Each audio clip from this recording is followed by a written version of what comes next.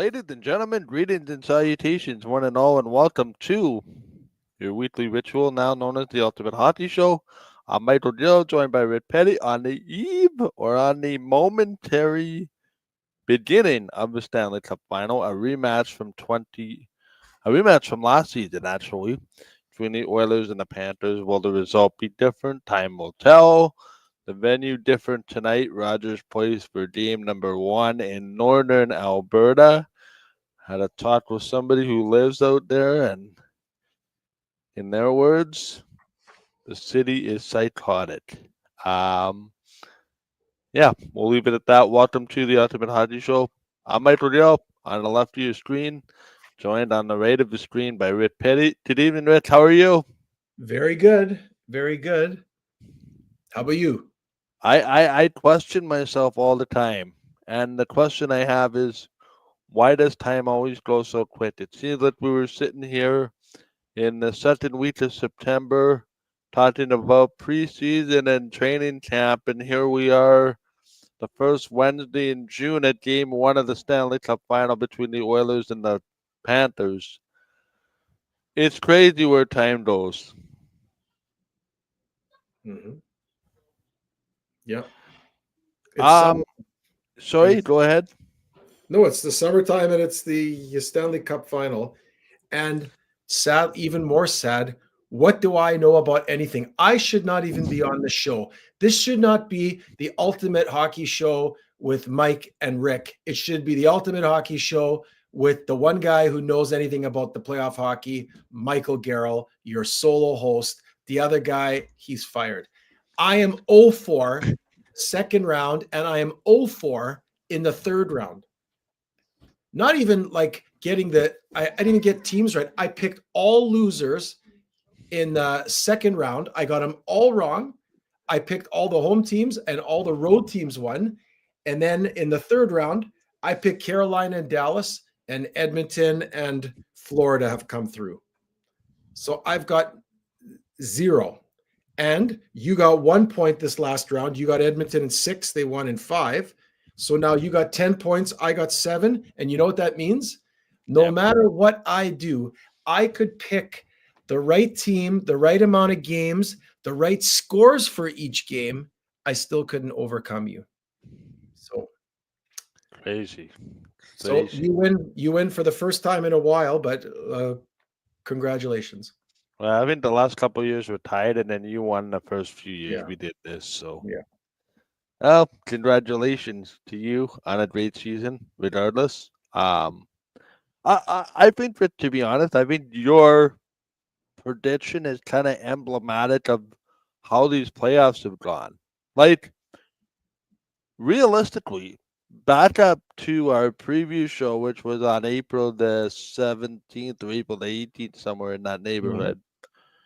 We're looking at two teams that are 3 seeds in their division mhm. that are don't have home ice as far as the eye can see, resting players, supposedly stumbling their way into the playoffs. Yeah. The Oilers lose the first 2 games on the road in LA, are moments away from going down 3-0 thanks to a coach's challenge that to this day I don't even know happens. The Panthers get past the Lightning fairly easily. They get a little bit of trouble with the Leaf. Toronto Maple Leafs as it goes to 7 games. Then they played frankly manhandle the Carolina Hurricanes. But all that to say, what we thought about both these two teams going into the first round is completely out because if you looked at my bracket, both these teams out in the first round. In my bracket, in my predictions in the first round, out both of them. Yeah. It's Me too. unbelievable. And I think how you get to a Stanley Cup final now and how you build a team to get to the Stanley Cup final will always be studied based on the last team to win. More importantly, maybe there is something to getting in the playoffs. It doesn't matter your position, resting some top end guys for the last 8 to 10 games. And then really doesn't matter where you finish as long as you get in. Yeah.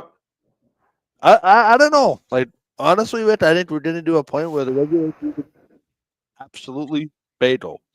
The only thing it means is can you get in the playoffs? Yeah. Yeah. Really. And then what kind of a team are you? Are you a team that's designed to win in the playoffs or not? Like we've talked about. The teams, the two top teams, Washington and Winnipeg, were great in the regular season and were less than average in the playoffs. They both Both won their teams. first rounds, but were manhandled in their second round. Yep.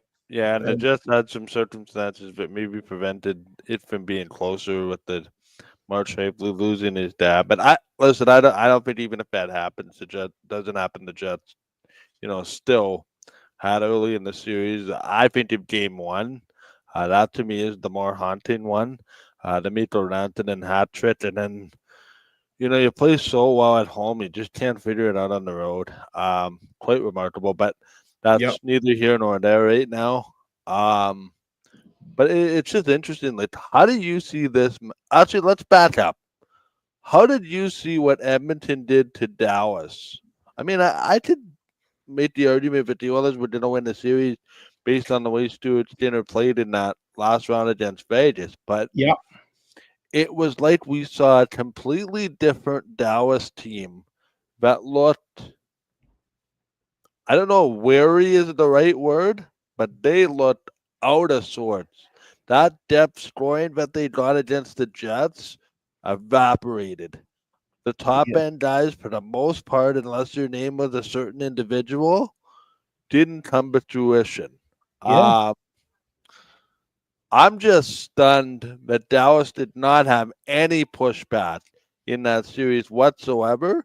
You could say their best period was game one, period three, where they came back. Otherwise, it was a sweep. Good morning, good afternoon, good night. Thank you for coming.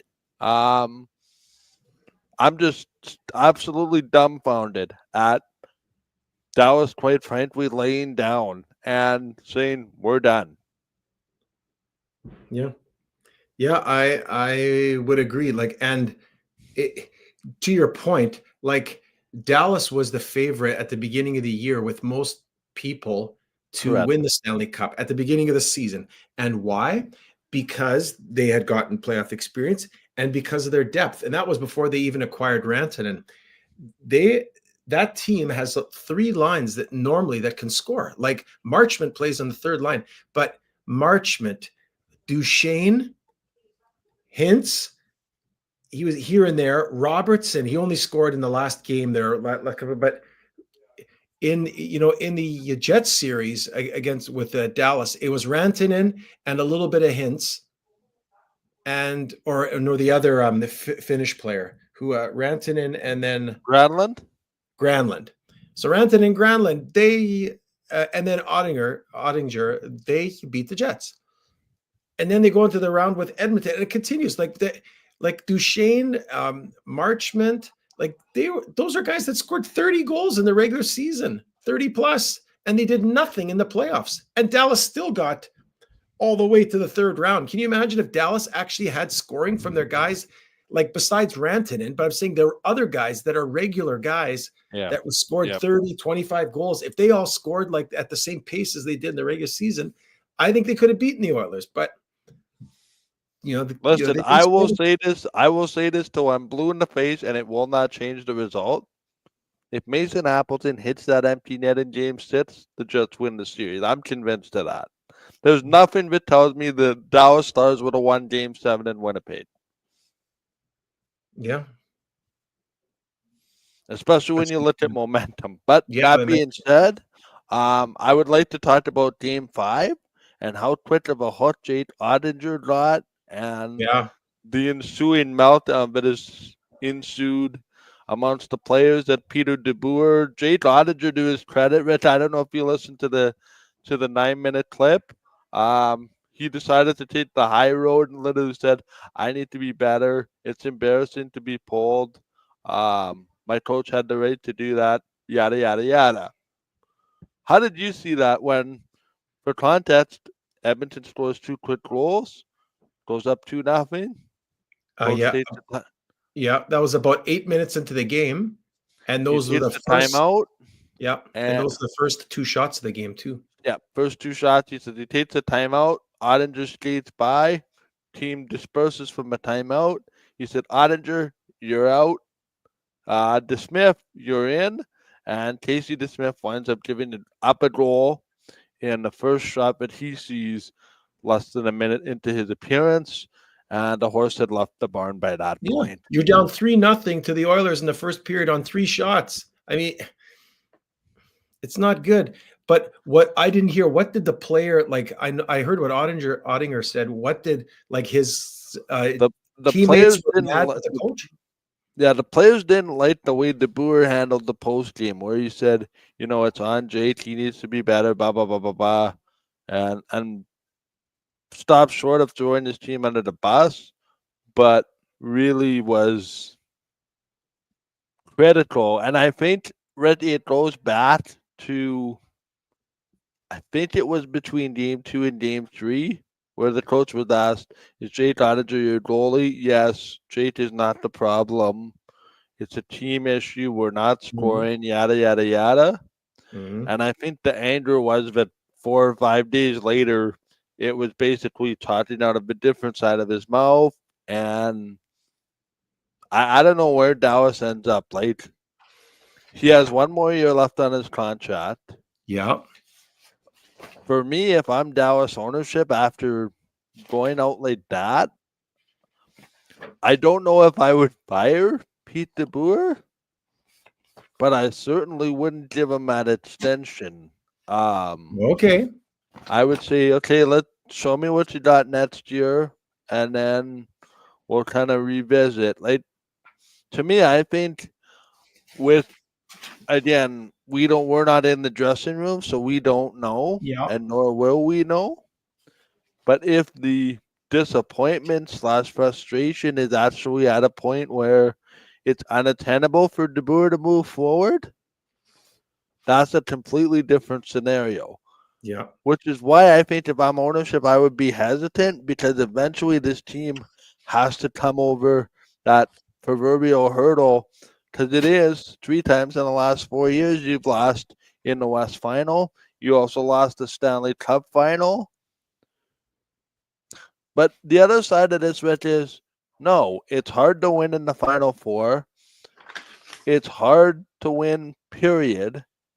The fact that we can't get over the smallest hurdle, which is the conference final, and then eventually winning the Stanley Cup, is that worth sort of upsetting the apple cart, if you will? Yeah. Yeah. But coaches are hired to be fired. I don't know. To me, it's in the moment. Listen, they're up against the wall. They're down 3-1. Your starting goaltender lets in 2 Yeah. goals on 2 shots in 8 minutes. What are you going to do? Yeah. I mean, to me, if it's the Jets, would Scott Arniel pull Hellebuck in the same situation? I Probably don't not. know.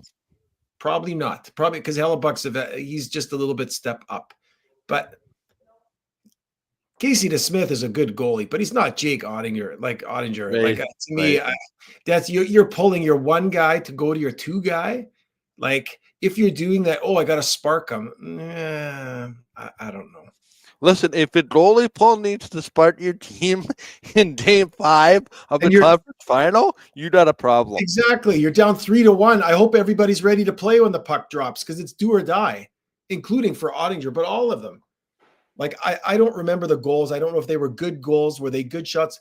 Did like the Stars play good D, but it was like really cheap shots that got through Ottinger, or was he screened? Was it a deflection? I don't know. But I'm just saying it's that same thing with Hellebuck. It drives me crazy. He's so great, but then like we talked about last year at the beginning of this year, he is sometimes he'll stop all the tough shots and then a wrist shot from 35 feet out where he's not being blocked. He will let it in, and he just goes like this Mm-hmm. and looks over his shoulder. Like you got to be better than that. And so Hellebuck, like it's the same thing with Jake Ottinger. Like he played lights out against the Jets, played like a madman on some games, and then other games the Jets blanked them 4-0 twice.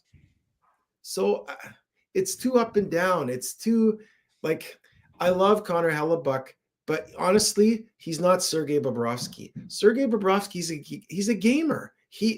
he he doesn't let his team down. He doesn't let cheap goals in times where you can't allow a cheap goal.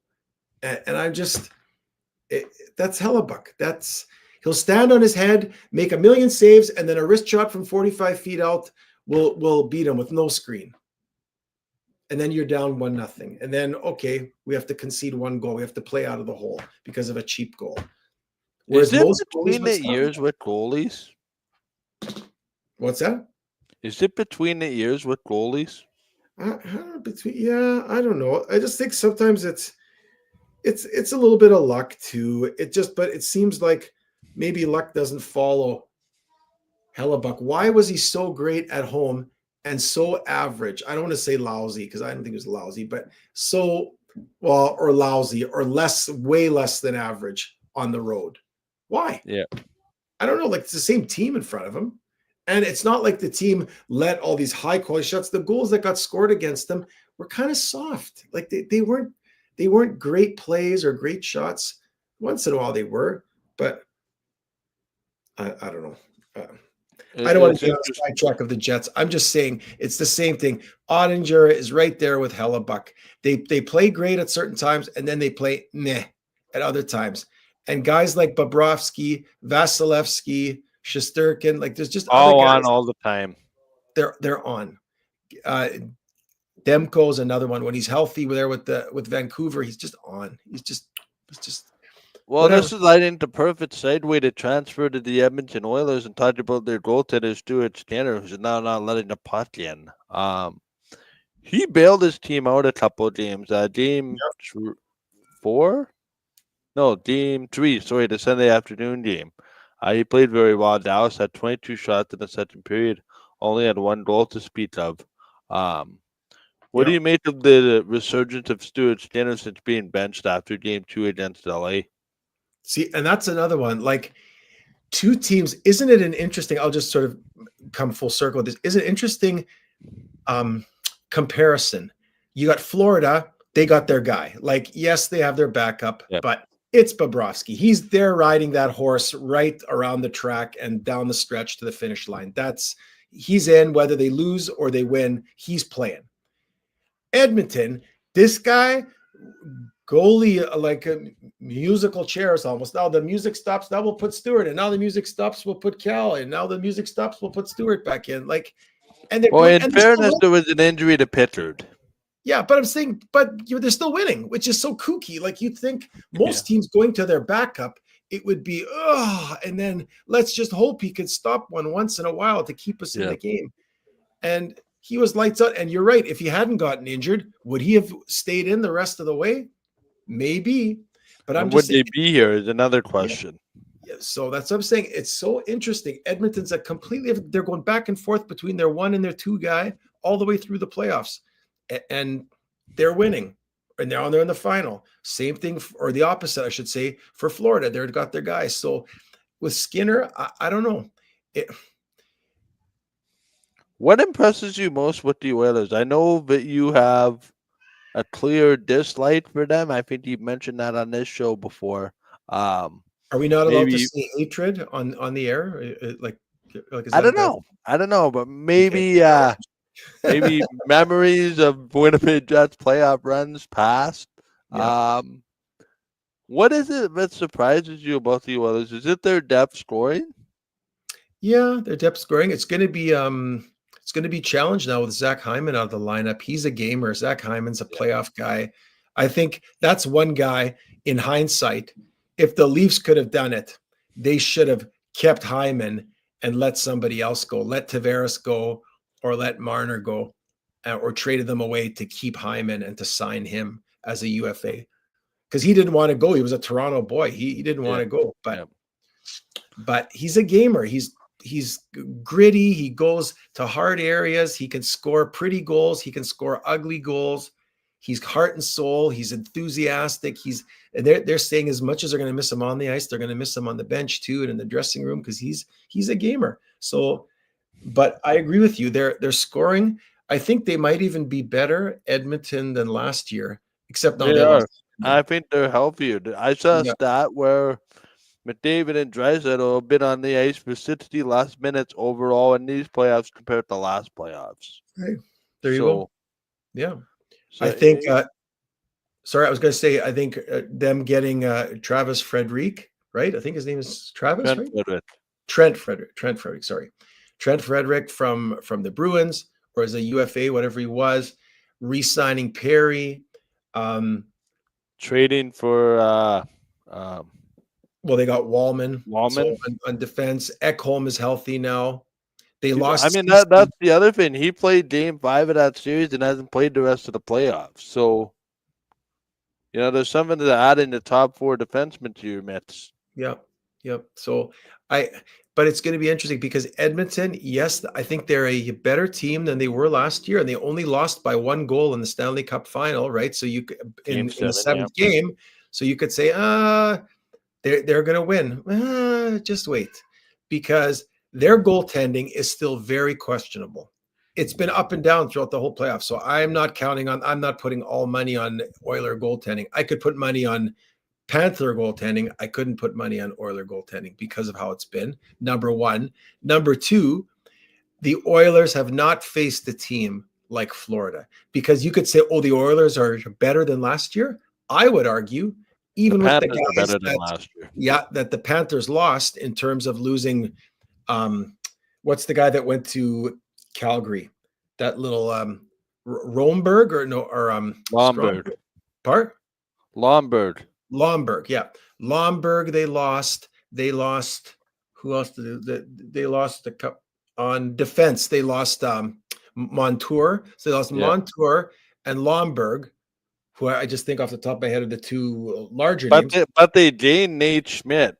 Wow. Okay. Easy on Nate Schmidt. They put in Nate Schmidt and they brought in Marchand and they brought in Seth Jones. So you could argue, and plus all of that, even how they're playing, I would argue the Panthers are better than they were last year in terms of how they're playing. So it's not that, Florida was like this and the Oilers are this, and now the Oilers have gone like this. The Panthers have moved like this too. So It's I think, almost like both teams have gone.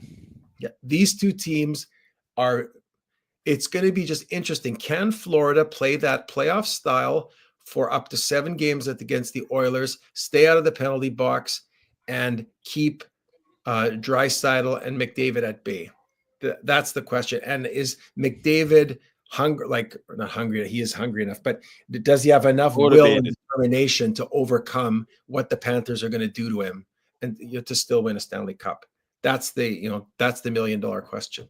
But I think it's going to be a very good series. I think the hockey, they could all be 1-0 games. They could all go into the into overtime 0-0 or 1-1. I mean, literally, we may not see any goals scored. It's quite possible they're just going to play defense against each other and shut each other down. So be interesting. So yeah, but yeah. That's the way it goes. What do you attribute Florida's dominance to? Like, they're so good. What makes them good? Well, they have a culture there. It's a very I think I mentioned that, or like, did I mention to you in private, or maybe it was on the radio show last week or a few weeks ago?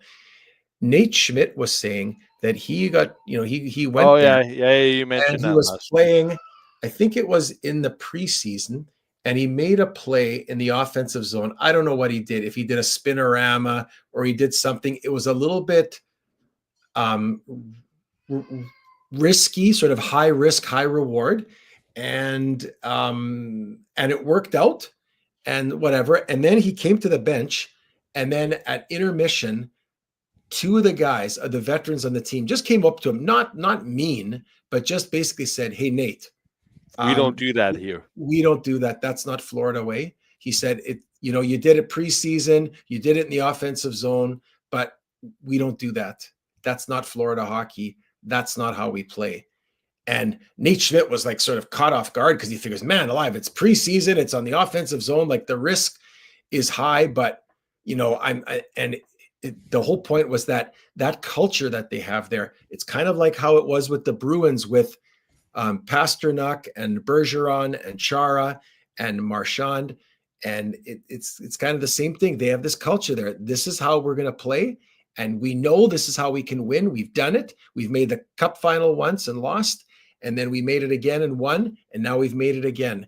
And it's their culture. It's how they play. And so I just think they have a way that they play and they don't cheat. And they're just very good at defending. And if they go 0-0 into overtime, or if they win a game 6-2, they don't change how they play. I just think it's a great testament to the veterans. And I don't think it's necessarily even Paul Maurice. Like Paul Maurice, sure, he's coaching and he's got that. But Paul Maurice said it. I've heard other coaches say it once you get to the point where what you've conveyed to the players, you and the assistant coaches have conveyed to the players of what it takes to win and how to play. And the players not just buy into it, but they make it their own. And they make it they their own self-police themselves. And they police themselves and they hold each other accountable in that room. So the coach doesn't have to say anything at intermission. Two guys walk over to Nate Schmidt and they tell him, hey, that's not the Panther way, right? Like I'm just saying, when it gets to that point, you've got a team culture. You've got something that even if you lose a guy like, Reinhardt, like they did in that series, or Wolberg, what's his name again? Sorry, Lombard. I want to say Rolberg. Lomberg, or you lose Matador, two important guys to your team. You lose them. Okay, you bring in 2 or 3 other guys, but the machine keeps going. The cogs change, but the wheel keeps rotating the same way. And I think that's the way. My example, Rich, would be the Winnipeg Blue Bombers, if you want a local example.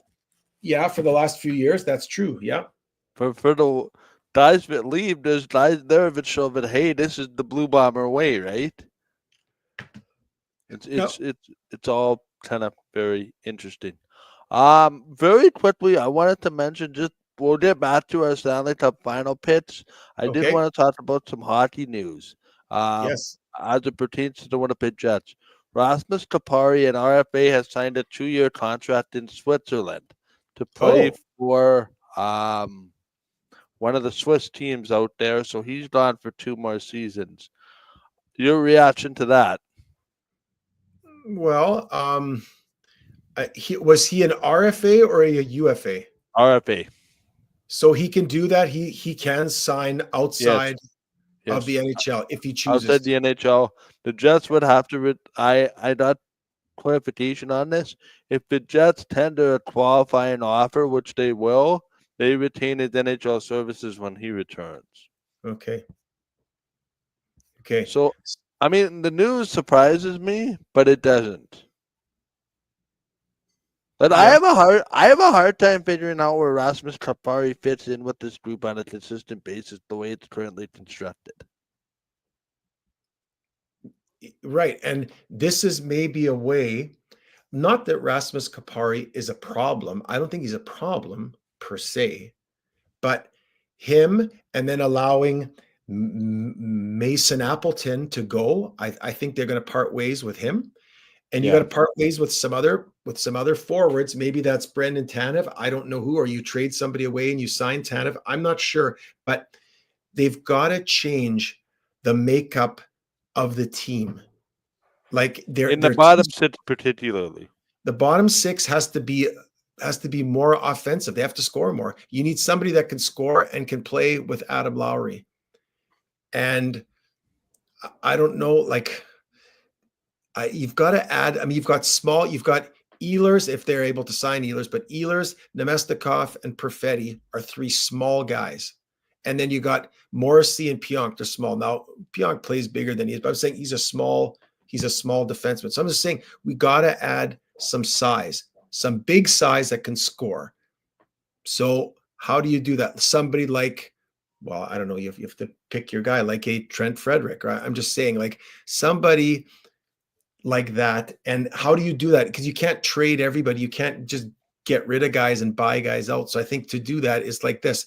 You say to Rasmus Kapari, okay, you go play in Europe for a while. That's fine. And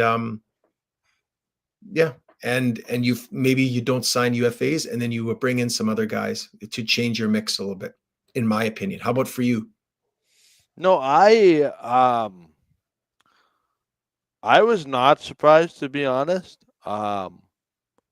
I didn't view Rasmus Tapari as a top six player, nor did I view him as a bottom six player. The way this roster is currently constructed, I wonder if this is a let's go to Switzerland for 2 years, then make our decision once we know what the Winnipeg Jets team looks like in 2 years. Because Okay. I think if you're Rasmus Tapari, I think in 2 years there's an opportunity for you here. But why does he sign somewhere else? Is it because there's no opportunity? I think there is an opportunity. I think the problem is he doesn't like maybe the style of play in the NHL.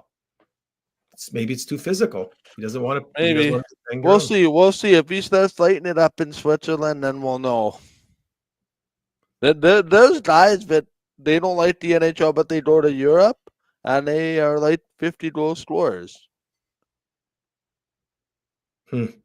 And then there's European guys that, score 30, 40 goals, and then they come to the NHL and they can't handle the physicality. Yeah. Alex Ovechkin was a rare breed who could do both of them. Anyway, just very quickly, some real quick notes from Gary Bettman's State of the League address, which is ongoing now at Rogers Place Mm-hmm. in Edmonton. NHL and NHLPA CBA negotiations, they're going well. Gary Bettman said they're, quote, in good shape. Presently, the Russians will not play in next year's Olympic tournament. Not planning on expansion, but would welcome any application that meets all the qualifications. No change in the playoff format. League officials will not be addressing the imbalance between franchises in the new CBA. I think this means tax wise. And he's not looking to change the present overtime rules. Okay. No news is good news, I guess. Yeah. You know what, Rich? The game is in such a good place that it would be a shame for a lockout to happen. I don't think it will. I think they're closer to an extension than we're led to believe. And if the game's not broken, why try to fix it? Mm-hmm. Yeah. I agree. I think it is in a good place. Yeah. There's no And scandals. There's no issues. yeah, and And I listen. I don't see expansion from 32 to 34 happening anytime soon. The NHL can say, yeah, okay, we'll talk to anybody, but we'll pay us 1 point whatever $1 billion for an expansion fee. Money talks, as long as you meet the qualifications. Um, Personally, I think the NHL is in a good place at 32 teams, but that's just me. Seattle hiring Lane Lambert as head coach of yeah. the Seattle Kraken. Lambert was the associate assistant coach in Toronto. Are you surprised by this? No, I mean it's assistant coach. I mean assistant coaches come and go. I think that was probably like highly influenced, not so much by Treliving, but by Berube, right? Yep, I would yep. imagine. Yeah, he wants the guys that he wants working with him. So And yeah, then, and then Lane Lambert gets another opportunity as head coach of the Seattle Kraken, which is surprising. Um, why? I mean, Lane Lambert wasn't the guy I had on my list as head coach of the Kraken. Um, it's a team. Seattle's an interesting place because they have a lot of good prospects. They just had the one playoff appearance and nothing really since. I don't want to say they're in the middle, but to me, this is a team that needs to take a step this next year um, to gain, I don't want to say relevance in the marketplace, but with the NBA potentially coming back to Seattle in the not too distant future, the Seattle Kraken might want to start um, putting forth some consistent efforts in the standards to retain fans. Yeah, I mean, yeah, you're not off on that. I mean, Seattle. I agree with you. I think they were very fortunate in the first year. I think they got some very good players, some players at the end of their life, their contract life, and their hockey life, Hmm. and they kind of put it all together for a little bit of a playoff run that first year. And Yeah, they went out in the round. yeah, but since that time they struggle. But I think they've done a lot of good drafting. I think Seattle's life only looks up from here, sort of like a Utah Mammoth. It's the same thing. I think they're going to be a very good hockey team in the next 3 to 5 years. They've got so many good young players they've drafted. I think San Jose is in that boat as well. I think Anaheim, they've just been lousy for so long, and they've drafted higher ranked players. And yeah, so I think Seattle's going to be around. So it might just be a year or two. They might have one more year. I think the team to watch next year is not so much Seattle. I think the team to watch next year, in my mind, is going to be is going to be Anaheim. But I'll counter. I'll say the team that I'm most excited to watch is Utah. They got cap space. They got prospects. Do they get Mitch Marner? It strikes me as somebody or a team that is going to make the splash for a team that was very close to the finish line, considering what they had. mm-hmm.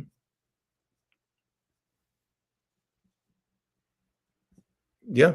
Yeah, I wouldn't argue with you. I think Utah's there too. Sorry, I was having a brain fart. So I was thinking about Seattle. Yeah, Utah is right there too.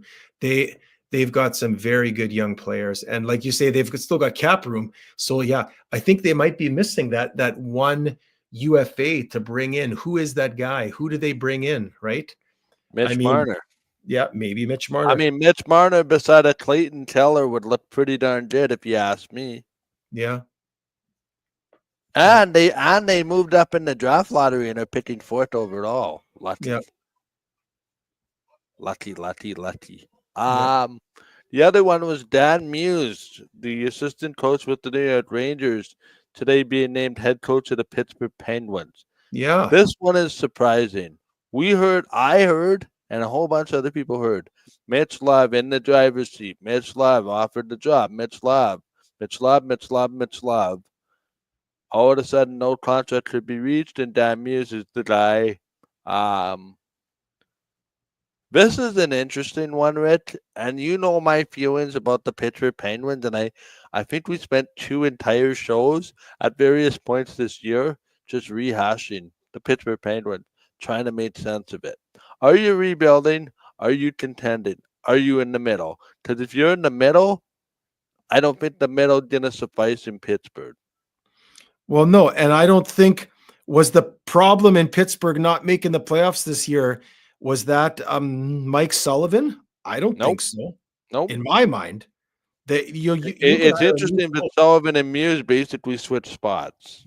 Yeah, you could hire a new coach, but you still got to address the problem that you got like about $40 million racked up with 3 or 4 guys who are Yeah. all over the age of 36. So, or 37, whatever it is. That formula is just not a good formula. Even though they're all superstars, I should say, they were superstars. They'll all be Hall of Famers, but still, it's not. This is a young man's league. You got to have guys on entry level contracts. You got to bring in some grit, and you got to have some guys. And that team is not going anywhere. If they don't change the lineup, that team will be worse next year than it was this year. So Doesn't matter who's coaching. even with a different coach, go ahead. It's good. It's one more playoff spot for Ottawa or maybe for Buffalo. So it's good. Yeah. And then you talked about Buffalo. They brought in um, the general manager that used to be in Columbus, Jarmo Petalainen, as As an a uh, consultant, though, he's not general as manager an advisor, or advisor. Sorry. Yeah. and then Eric Stahl is also an advisor. Oh, okay. Talk about a team spinning in circles, not knowing where they're going. Endless talent, just can't put it together. But it could still come around. I still think that team they have too many good players. They have too many good players. Like Owen Power is a good defenseman. I mean, he's playing on a crappy or Rasmus play, Dahlin's a good defenseman. Exactly. So how can it be like now they got Lindy Ruff back? Lindy Ruff is a good coach. I think watch out for the Sabres. I just think he's going to get them playing the right way as a young team. And he's got a lot of credibility behind his name. So yeah. The Sabres, they can't be terrible forever. It's just not possible when you draft that many good players. You just can't. In that case, maybe it is the coaching, and now you change it up and you go with somebody else. But I don't know. They have to be better. We're not going to talk about who we're picking for next season to make the playoffs until it's next season. But I'm just because there's an off season of movement. correct. But I'm still in the back of my mind. I still have Ottawa and Buffalo as being right there too. So, but anyway. So, are we going to talk a little bit? We got about maybe 10 minutes plus. Are we going to talk a little bit more about the final now, or what do we want to talk about? Yep. We can do that. Let's do it this way. We always did it with every playoff series in our preview show, except for this year. Who has the advantage between the two teams in the various areas of play? Who has the advantage? Edmonton, Florida at forward.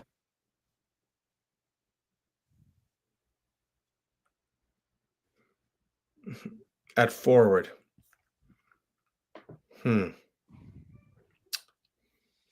I think it's Edmonton just because of Draisaitl and McDavid, and that's the only reason. Okay.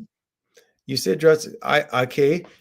I would argue like this. I would say Edmonton has the better quality at the top end. Yeah. But I think Florida, especially with Hyman now being out, they confirmed that it's a dislocated right wrist. Broken wrist. Yeah, well, they said the dislocated, not broken. So, but either way, he can't use his wrist for the next like 6 to 8 weeks or whatever, is probably in a cast. But anyway, with Hyman out, I think the like 1 to 12, I think Florida has more depth, especially more scoring depth than Edmonton right now, at least on the surface. That's in my opinion. Yes, Draisaitl and McDavid are the two best forwards, you could argue, between the two teams and between the 24 guys that are going to play from either team combined. But I still think Florida has better all-around talent and scoring, and they seem to get more, at least up until now. Although Oilers have gotten goals from other guys, Florida's gotten scoring from everybody. Like they just get everybody and anybody to fill in on scoring goals. So yeah, I'd have to lean towards Florida for me. How about you? You think it's Oilers, eh? Okay. It's Oilers at the top end, Planters at the bottom end. Okay. But I think McDavid and Draisaitl can just turn a game on its absolute head. Whereas Florida, it's more methodical, grind you down. We're going to take you to a 7-game series, and if it takes 7 games, we're going to outlast you. Yeah. How about on defense? Good question. Defense. I think this is Florida. And why do you say that? Just their physicality. I don't think the Oilers 1 through 8 are as physical as the 1 through 8 on Edmonton. Oh yeah. I would say, like, even though Edmonton added Wallman, so you could say, I mean, they lost the one defenseman to St. Louis along with the forward there, Broberg. Broberg, and then the forward they lost was Broberg and you always remember the names way better than me, but Broberg and but the defenseman was Holloway. Holloway was the forward, right? But they lost Broberg on defense. Yep. And the Oilers also lost Ceci on defense. And who did they replace them with? They replaced them with Wallman and then the one guy that came up, like the one young guy who's playing now a ton of minutes. I forget his name off the top of my head. And now they've got Ekholm back. Pardon? For which team? For the Oilers. Oh, the defenseman there. Yeah, they have a rookie that's playing quite, or like a second-year guy that's playing quite a bit. But Oh anyway, yeah, I'll look it up. But yeah, no, it's fine. I No, still no, think I still that's think it fine. favors Florida. And I think so too. I mean, because yes, Florida lost Montour, but they brought in Seth Jones and Nate Schmidt playing with Kulikov. Like Schmidt and Kulikov, they played together with the Jets as the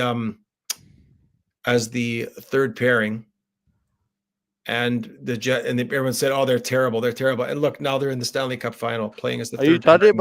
Are you talking about Troy Stetcher? Stetcher, thank you. Yeah. Yeah, So, but anyway, yeah.